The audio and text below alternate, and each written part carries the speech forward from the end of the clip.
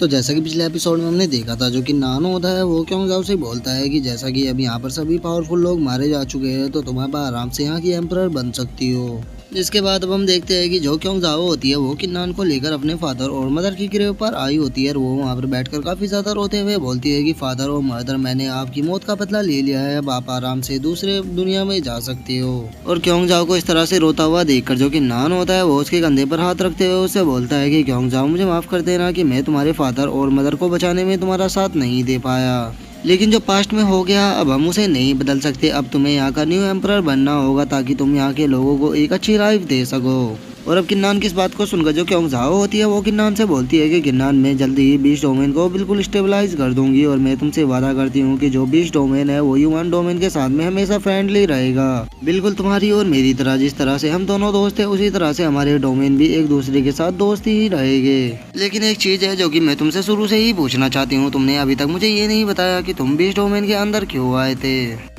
और अब क्योंगजाओ की बातों को सुनकर जो कि नान होता है वो उसको बताता है कि मैं बीस्ट डोमेन के अंदर होली स्टोन को लेने के लिए आया था, क्योंकि जो हमारे युवान डोमेन की क्रिस्टल वॉल है वो पूरी तरह से बर्बाद हो चुकी है और उस क्रिस्टल वॉल को रिपेयर करने के लिए मुझे होली स्टोन की जरूरत है। तो क्या तुम मुझे बता सकती हो कि बीस्ट डोमेन में मुझे कहाँ पर होली स्टोन मिलेगा। और किन्नान की इस बात को सुनकर जो क्योंगजाओ होती है वो खड़े होते हुए किन्नान को बताती है कि हाँ, जो होली स्टोन था वो पहले हमारे बीस्ट डोमेन के अंदर ही था, लेकिन जो वो दो एम्परर था उसने सभी होली स्टोन को जो डीमन डोमेन है उसे गिफ्ट कर दिया था और अब ये हमारे बीस्ट डोमेन के अंदर कोई भी होली स्टोन नहीं है। और क्योंगजाओ की इस बात को सुनकर जो कि नान होता है वो भी बहुत ही ज्यादा शौक हो जाता है और वो शौक होते हुए बोलता है कि क्या आखिर ये डॉग एम्परर इतना बेवकूफ कैसे हो सकता है कि वो इतनी इंपॉर्टेंट चीज को किसी दूसरे डोमेन को दे दे। सच में तुम्हारा एम्परर तो बहुत ही बड़ा बेवकूफ था। अब लगता है कि होली स्टोन को पाने के लिए मुझे डीमन डोमेन के अंदर ही जाना होगा, क्योंकि बिना होली स्टोन के मैं कभी भी क्रिस्टल वॉल को रिपेयर नहीं कर पाऊंगा और बिना क्रिस्टल वॉल के हमारा जो युवान डोमेन है उसका डिफेंस बहुत ही ज्यादा कमजोर है और बिना डिफेंस के हम अपने युवान डोमेन की रक्षा नहीं कर पाएंगे। लगता है अब डीमन डोमेन के अंदर जाना और भी ज्यादा जरूरी हो गया है, क्योंकि डीमन डोमेन के अंदर जाकर केवल मुझे होली स्टोन ही नहीं बल्कि अपना जो थियानिन कॉन्टिनेंट है उसको भी वापस लेना है। और किन्नान की इस बात को सुनकर जो क्योंगजाओ होती है वो थोड़ा परेशान हो जाती है और वो परेशान होते हुए किन्नान से बोलती है कि जो डीमन रेस है वो बहुत ही ज्यादा पावरफुल है, मुझे नहीं लगता कि तुम अकेले उनका कुछ भी बिगाड़ पाओगे,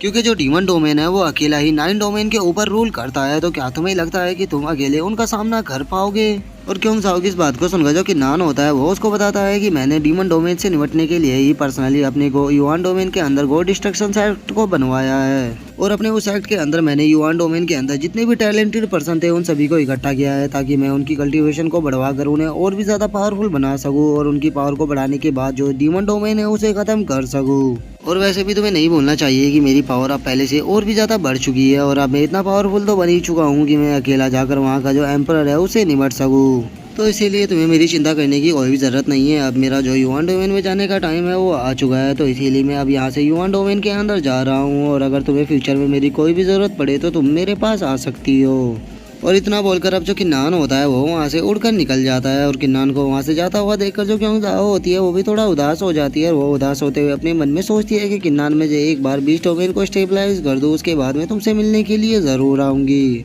और अब क्योंगजाओ के इतना सोचती है अब हमारा जो व्यू होता है वो युवान डोमेन के अंदर जो कि नान का गॉड डिस्ट्रक्शन एक्ट होता है उसके ऊपर आ जाता है, जहाँ पर कि हम देखते हैं कि जो वो एक्ट होता है वो देखने में काफ़ी प्यारा लग रहा होता है और हमें बताया जाता है कि इस सेक्ट को बनाने में जो जियाओ जिंग और पवेलियन मास्टर है उन दोनों ने काफ़ी ज़्यादा मेहनत की है और इस सेक्ट के अंदर उन्होंने जो युवान डोमेन के अंदर टैलेंटेड पर्सन थे उन सभी को इकट्ठा किया है। जिसके बाद अब हमारा जो व्यू होता है वो एक पर्सन पर आ जाता है जो कि देखने में डीमन डोमेन से लग रहा होता है और वो हंसते हुए बोलता है कि तुम लोगों के लिए सही यही होगा कि तुम लोग यहाँ पर चुपचाप सरेंडर कर दो। जिसके बाद अब हम वहाँ पर जियाओ जिंग और पवेलियन मास्टर को देखते हैं, जहाँ पर की जो जियाओ जिंग होती है वो थोड़ी घायल लग रही होती है, लेकिन उसे उस पर्सन की बातों को सुनकर बहुत ही ज्यादा गुस्सा आ रहा होता है। और जियाओ जिंग को ऐसे गुस्से में देखकर वो जो बंदा होता है वो हंसते हुए बोलता है कि मैंने सुना था कि तुम्हारे जो डोमेन मास्टर है उसने पर्सनली इस गॉड डिस्ट्रक्शन एक्ट को बनाया है और उसने यहाँ पर जो टैलेंटेड पर्सन थे युवान डोमेन के उन सभी को इकट्ठा किया है। लेकिन यहाँ की लोगों की हालत को देखकर तो मुझे ऐसा नहीं लग रहा कि यहाँ पर कोई भी टैलेंटेड पर्सन है, ये तो देखने में सभी कचरे लग रहे हैं। अब मुझे लग रहा है कि जो तुम्हारा डोमेन मास्टर है उसने यहाँ पर सभी कचरों को इकट्ठा किया है।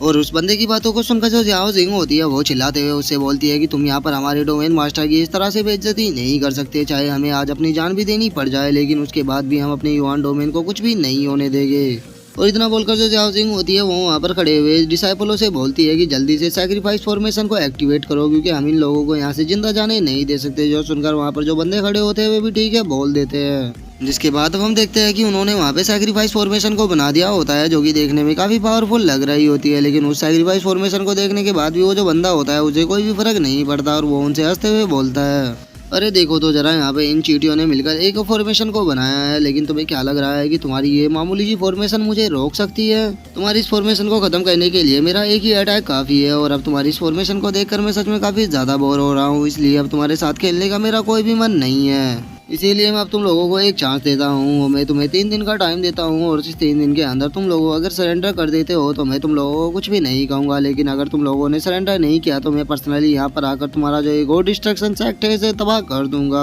और केवल इतना ही नहीं, जो तुम्हारा युवान डोमेन है इसे भी तबाह कर दूंगा। और उस बंदे की बातों को सुनकर जो जियाओ जिंग होती है वो उसे बोलती है कि वी डाओ, तुम्हें नहीं भूलना चाहिए कि जो हमारा डोमेन मास्टर है वो कभी भी वापस आ सकता है। और मैं तुम्हारी जानकारी के लिए बता देना चाहती हूँ कि अगर हमारे डोमेन मास्टर को पता लगा कि तुमने यहाँ पर ये सब कुछ किया है तो वो तुम्हें जिंदा नहीं छोड़ेगा। और जियाओ जिंग की इस बातों को सुनकर जो वी डाओ होता है वो हंसते हुए उसे बोलता है कि क्या कहा तुमने? तुम्हारा जो डोमेन मास्टर है वो यहाँ पर आकर मुझे जिंदा नहीं छोड़ेगा? लगता है कि तुम नहीं जानते कि जो बीस्ट डोमेन है उसके जो गार्ड है वे बहुत ही ज्यादा पावरफुल है, और उनके केवल एक गार्ड की ही पावर डिवाइन मोनार्च रियलम के 5th लेवल के बराबर है। तो तुम्हें क्या लगता है कि तुम्हारा जो डोमेन मास्टर है वो वहाँ से जिंदा बचकर आ सकता है? जहाँ तक मुझे लगता है अभी तक तो उन्होंने तुम्हारे डोमेन मास्टर के शरीर के छोटे छोटे टुकड़े कर दिए होंगे। तो अब तुम लोगों के लिए सही यही होगा कि तुम अपने डोमेन मास्टर को बोलकर यहाँ पर चुपचाप सरेंडर कर दो, नहीं तो हम तुम सभी को भी मार डालेंगे। और अब वी डाओ की इस बातों को सुनकर जो गॉड डिस्ट्रक्शन साइट के डिसाइबल होते हैं वे आपस में बातें करने लगते हैं, और उनमें से एक बंदा बोलता है कि हमने नहीं सोचा था कि जो बीस्ट डोमेन के गार्ड होंगे उनकी पावर डिवाइन मोनार्च आलम के 5th लेवल के बराबर होगी। और अगर हमारे डोमेन मास्टर की बात की जाए तो वे तो केवल डिवाइन मोनार्च आलम के 1st लेवल पर ही है, तो मुझे नहीं लगता कि वे वहाँ से जिंदा बचकर आने वाले हैं। जो सुनकर जो दूसरा डिसाइपल होता है वो उसे बोलता है, हाँ ब्रदर तुम सही कह रहे हो, मुझे नहीं लगता कि डोमेन मास्टर वहाँ से वापस बचकर आने वाले हैं, क्योंकि वे वहाँ पर अकेले गए थे और उनकी पावर इतनी नहीं है कि वे वहाँ के लोगों को हरा सके। और उन डिसाइपलों को इतना बोलते ही अब हम वी डाओ को देखते हैं जो कि वहाँ से डिसअपेयर होने लगता है, और वो डिसअपेयर होते हुए बोलता है कि मैं अभी के लिए जा रहा हूँ, लेकिन तुम लोगों के लिए सही होगा यही होगा कि तुम सरेंडर कर दो, नहीं तो मैं तुम लोगों को जिंदा नहीं छोड़ूंगा। और इतना बोलकर अब जो वी डाओ होता है वो हंसते हुए वहाँ से डिसअपेयर हो जाता है। और वी डाओ के वहाँ से डिसअपेयर होने के बाद जो गॉड डिस्ट्रक्शन सेक्ट के डिसाइपल होते हैं वे बोलने लगते हैं कि सब कुछ खत्म हो गया, अब हम लोग जिंदा नहीं बचने वाले। जिसके बाद अब हमारा जो व्यू होता है वो 3 दिन बाद फिर आ जाता है, जहाँ पर कि हम देखते हैं कि जो पवेलियन मास्टर और कुछ डिसाइपल होते हैं वे बैठे हुए अभी भी जो सैक्रिफाइस फॉर्मेशन होती है उसे बना रहे होते हैं। लेकिन तभी वहाँ पर बैठा हुआ एक डिसाइपल उनसे बोलता है कि 3 दिन बीत गए लेकिन अभी भी डोमेन मास्टर वापस नहीं आए, तो मुझे नहीं लगता कि वे अब वापस आने वाले हैं, वे पक्का भी इस डोमेन में उनके हाथों से मारे गए होंगे। लेकिन चूंकि 3 दिन पूरे हो चुके हैं तो बहुत ही जल्द जो जीवन डोमेन के लोग हैं वे यहाँ पर आ जाएंगे, तो अब हम लोगों के लिए सही यही होगा कि हम यहाँ से भाग जाए। और उस पहले डिसाइपल की बातों को सुनकर जो दूसरा डिसाइपल होता है वो भी उससे बोलता है कि हाँ तुम ठीक कह रहे हो, अगर हम यहाँ पर रुके तो हम उनके हाथों से नहीं बच पाएंगे, हम लोगों के लिए सही यही होगा कि हम टाइम रहते हुए यहाँ से निकल जाए। और उन लोगों की बातों को सुनकर जो जियाओ जिंग होती है वो चिल्लाते हुए उन लोगों से बोलती है कि तुम लोग ये किस प्रकार की बकवास कर रहे हो? क्या तुम लोग चाहते हो कि जो हमारा युवान डोमेन है वो पूरी तरह से बर्बाद हो जाए? अगर तुम लोग यहाँ से गए तो जो ये सैक्रिफाइस फॉर्मेशन है ये स्टेबल नहीं रहेगी। और जियाओ जिंग की इस बात को सुनकर वहाँ पर जो एक डिसाइबल बैठा होता है वो चिल्लाते हुए जियाओ जिंग से बोलता है कि वो जो स्टूपिड डोमेन मास्टर था वो तो बीच डोमेन के अंदर जाकर मारा गया, अब क्या तुम चाहती हो कि हम भी यहाँ पर रहकर अपनी जान को दे दें? और इतना बोलकर अब वो जो डिसाइबल होता है वो वहाँ पर बैठे हुए सभी लोगों से बोलता है कि भाइयों हमारे लिए सही यही होगा कि हम यहाँ से निकल जाए। जो सुनकर अब जो 2 डिसाइबल होते हैं वो भी उससे ठीक है बोलकर उसके साथ में जाने लगते हैं। और उन लोगों को वहाँ से जाता हुआ देखकर जो जियाओ जिंग होती है वो परेशान होते हुए उन लोगों से बोलती है कि तुम लोग ये क्या कर रहे हो? लेकिन तभी वहाँ पर 2 डिसाइबल और खड़े हो जाते हैं और वे जियाओ जिंग से बोलती है कि एल्डर हम लोगों को यहाँ से जाना ही होगा, क्योंकि हम अगर यहाँ पर रुके तो हम मारे जाएंगे। जो सुनकर अब जो जियाओ जिंग होती है वो उनसे कुछ बोलने ही वाली होती है, लेकिन तभी जो पवेलियन मास्टर होती है वो जियाओ जिंग से बोलती है कि जियाओ जिंग अब मुझे नहीं लगता कि हम इस स्पेल को और ज्यादा होल्ड कर पाएंगे, क्योंकि जो लोग हैं वो यहाँ से जा चुके हैं। और पवेलियन मास्टर की इतना बोलते हैं हम देखते हैं कि वहाँ पर बिल्कुल सुनसान सा छा गया होता है और सभी लोग वहाँ से जा चुके होते हैं, और अब केवल वहाँ पर पवेलियन मास्टर और जियाओ जिंग ही बचे होते हैं। और अब जो जियाओ जिंग होती है वो आसमान की तरफ देखते हुए बोलती है कि मैंने किन्नान से वादा किया था कि मैं युवान डोमेन को प्रोटेक्ट करूंगी, लेकिन मैं उसे प्रोटेक्ट करने में फेल हो गई। जो सुनकर जो पवेलियन मास्टर होती है वो जियाओ जिंग से बोलती है, जियाओ जिंग तुम्हें खुद को ब्लेम करने की कोई भी जरूरत नहीं है, ये हमारी ही गलती है कि हम लोग इतने पावरफुल नहीं है जो कि अपने युवान डोमेन को प्रोटेक्ट कर पाए। और अब पवेलियन मास्टर के इतना बोलते हैं हमारा जो व्यू होता है वो किन्नान पर आ जाता है, और हम देखते हैं कि जो किन्नान होता है वो युवान डोमेन के अंदर आ चुका होता है। लेकिन वो जैसे ही अपने गॉड डिस्ट्रक्शन सेक्ट में पहुंचता है तो वो देखता है कि वहाँ पर बहुत ही ज्यादा शांति छाई होती है। और वहाँ पर इतनी ज्यादा शांति को देखकर जो कि नान होता है वो थोड़ा शौक होते हुए बोलता है कि आखिर यहाँ पर चल क्या रहा है, गॉड डिस्ट्रक्शन सेक्ट के अंदर इतनी शांति क्यों है। यहाँ पर देखकर तो ऐसा लग रहा है कि जैसे यहाँ पर कोई भी ना हो। और अब किन्नान के इतना बोलते ही जो हमारा आज का एपिसोड है वो यहीं पे खत्म हो जाता है। तो अब नेक्स्ट एपिसोड में देखेंगे कि आगे क्या होता है। अगर आप लोगों को वीडियो अच्छी लगी हो तो वीडियो को लाइक करना, चैनल को सब्सक्राइब करना। मैं मिलता हूँ आप लोगों से नेक्स्ट एपिसोड में, तब तक के लिए बाय बाय गाइस।